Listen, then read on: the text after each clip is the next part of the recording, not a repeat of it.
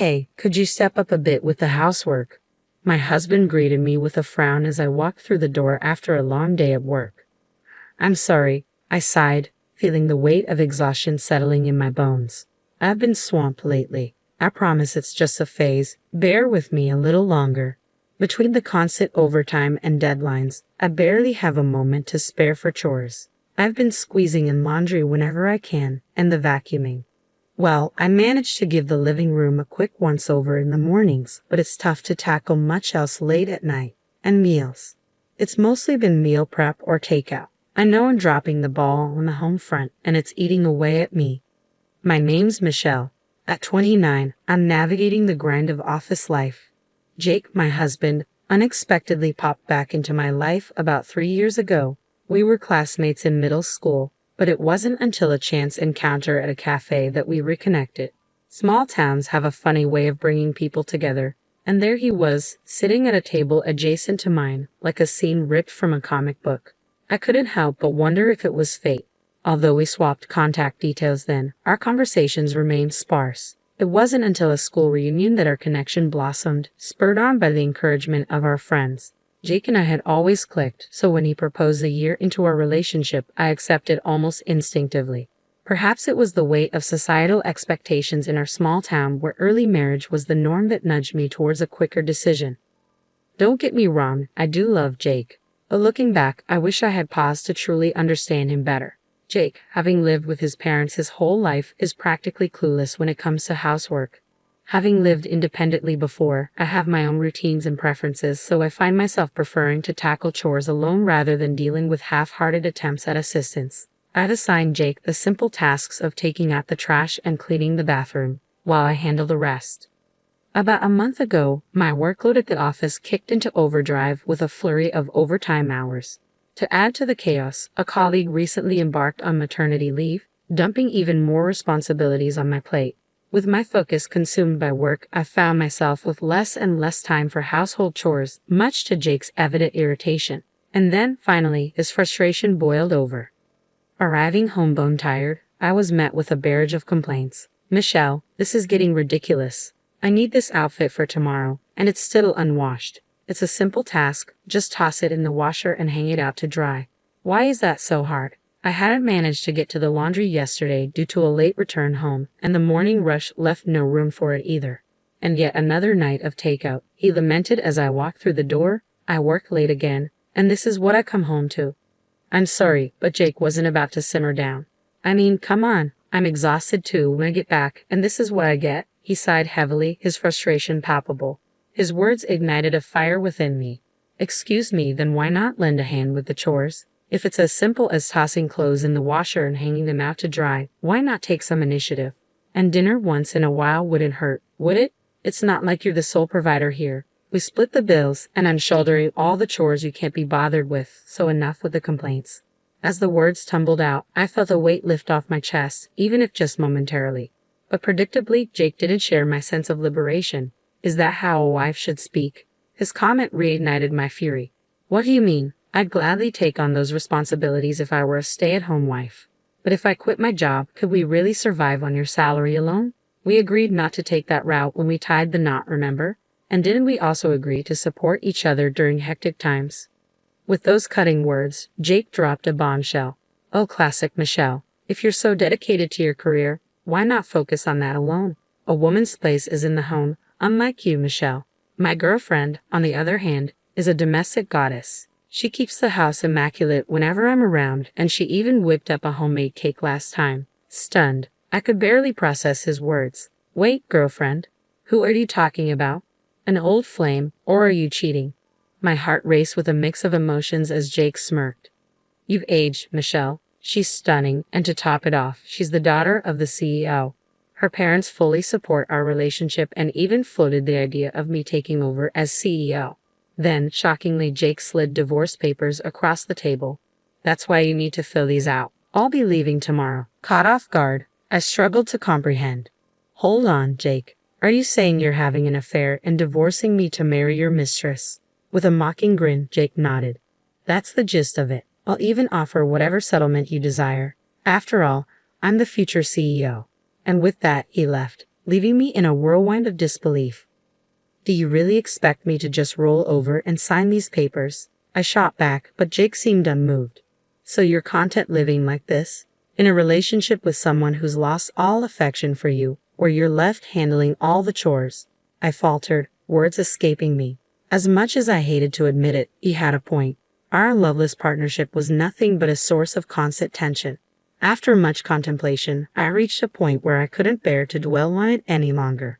My response came out stoically, fine, but I'll initiate the divorce proceedings once I've sorted out the logistics like asset division and alimony. Work's consuming all my time right now, so you'll have to be patient.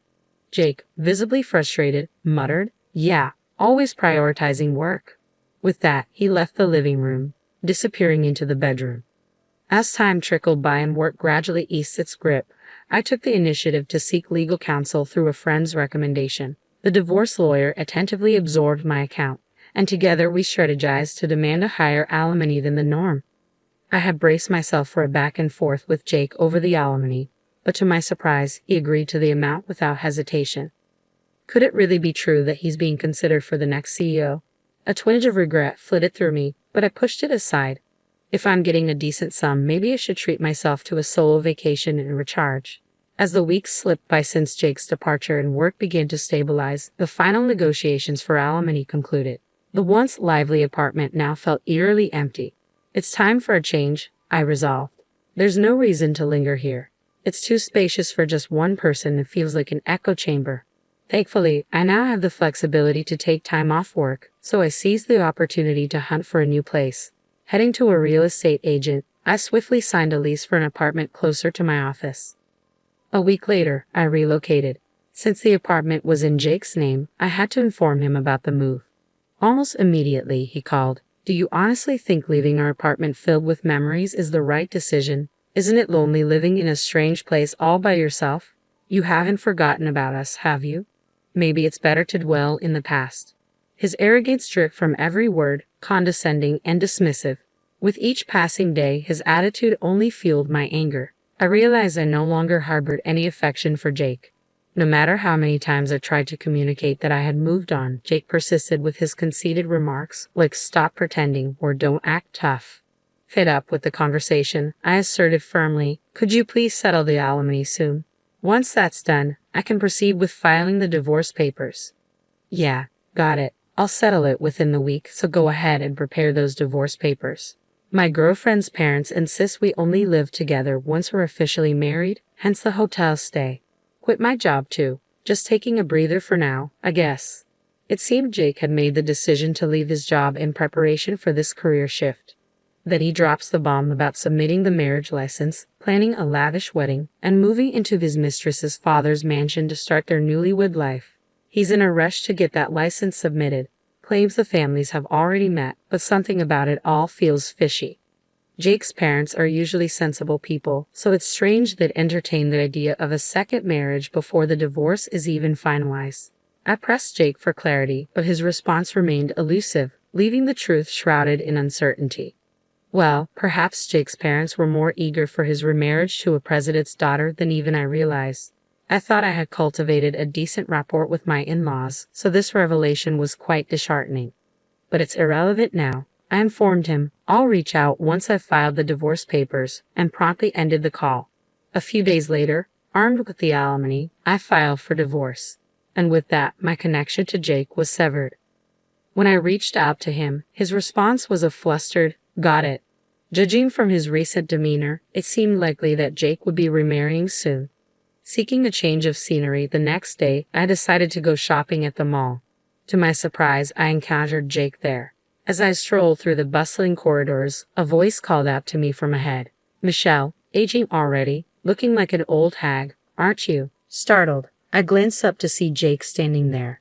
This mall was the same one where Jake and I had reunited, where the movie theater was located. I cursed my luck. Jake departed with a sneer, announcing, guess what? Today, I tied the knot with Olivia, the president's daughter. Unlike you, she's stunning and the perfect wife. No sooner had he uttered these words, a woman with shopping bags drew near. Jake, so this is the infamous president's daughter. She was undeniably beautiful, and as I pondered her name, A sense of familiarity struck me. Our eyes met, and she seemed equally taken aback. Could it be? While I observed her, Jake, completely oblivious, kept on talking. Olivia's family owns the company, in case you didn't know. Paying no heed to Olivia's subtle urging to leave, Jake proceeded to enlighten me about her family. I'm set to become the next CEO of their company. Pretty unbelievable, right? At that moment, I couldn't contain my laughter. Jake stared at me blankly, while Olivia avoided meeting my gaze. So you've already remarried, huh? Good for you. She's quite the catch. Doesn't seem like we're the same age at all. As the words left my lips, Jake appeared puzzled. Understandable, since I had just commented on the age of his new wife without any prompting from him. I couldn't help but continue laughing. My condolences. With that, I turned away from Jake and started walking. But despite Olivia's efforts to hold him back, Jake hurried after me. Michelle, what's going on? You seem to know her. I explained that we both attended the same high school. We were classmates. Though, you wouldn't recognize her just by looking at her face. Jake was taken aback. It's great you found yourself such a beautiful wife. But then again, she ought to be, considering the amount of money she's spent on plastic surgery. As it turned out, Olivia and I were classmates in high school. At first, her face didn't ring any bells, but when Jake started discussing Olivia's family, it all clicked into place. I'd never been fond of Olivia. She had a knack for flaunting her wealth. Back in school, I had a bit of a reputation thanks to my achievements in the sports club, and it seemed Olivia didn't appreciate that. She used to taunt me, claiming I lacked femininity because of my involvement in sports, among other things. Olivia had a habit of putting others down, which earned her the disdain of many of our classmates. During our recent class reunion, Olivia's absence didn't stop her from being the hot topic. Word had it she underwent plastic surgery to address her facial insecurities and had since become a fixture on the party circuit. Remember the girl Jay referred to as ugly when he saw in a graduation album? I distinctly recall informing him that she was the CEO's daughter. At that memory, Jake's complexion turned ashen. I wouldn't trade it for all the money in the world, he had scoffed. As the memory flooded back to Jake, his face flushed crimson, and he rounded on Olivia, bellowing, "Have you been deceiving me this whole time?" A heated argument erupted between Jake and Olivia. Amidst their shouting match, it became apparent that they had crossed paths at one of these parties, and Olivia had been completely smitten with Jake. With a brazen display of audacity, Olivia shot back, "I didn't lie. I just didn't volunteer the information because you never asked." Jake seemed on the brink of exploding in fury, but Olivia cut him off. "I've been patiently waiting for you to end things with Michelle, your current girlfriend. Besides, it's not exactly subtle that I'll eventually join my father's company. I could even reside in a luxurious apartment. But none of that matters now. What's truly shocking is finding out that Michelle is your girlfriend. Small world, huh?" A sense of unease crept over me. "Hold on, does Olivia not realize you're divorced?" Jake attempted to hush me, but I disclosed that I had been married to Jake and had just initiated divorce proceedings the day prior. Olivia was rendered speechless. Pressing on, I added, "In fact, I spoke with Jake's mother yesterday to inform her of the divorce. She insisted she had no knowledge of any remarriage, let alone any meeting with Olivia's parents. Initially, I had contemplated identifying Jake's mistress and seeking compensation from her.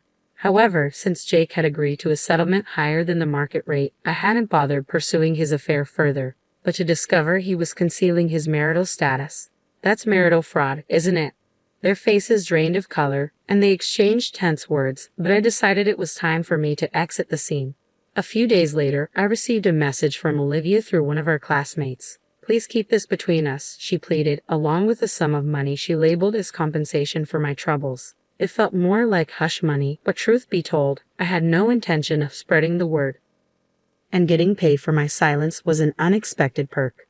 During our conversation, Olivia vented her frustrations about Jake. It seemed the parents Jake had presented for the meet and greet weren't actually his biological parents. They had been hired from a family rental service. I was taken aback by the existence of such a service, but it left me pondering whether Jake's intentions were genuinely directed towards Olivia, or if he was merely after the CEO position. Though Olivia was in love with Jake, it was unclear if Jake was genuinely attracted to Olivia or just enticed by her looks and status. After beginning their marital life, Olivia quickly revealed she couldn't handle any household chores. In his frustration, Jake discovered that her clean house and homemade cakes had all been the work of a housemaid.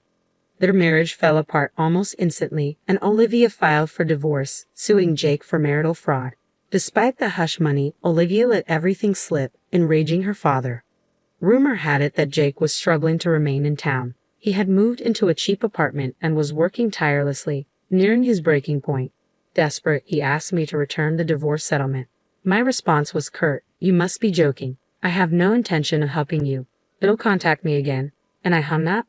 Since then, I took advantage of my accumulated leave for a much-needed recharge. I traveled solo, embraced new experiences, and had some wonderful encounters. I have a feeling that the future holds exciting possibilities.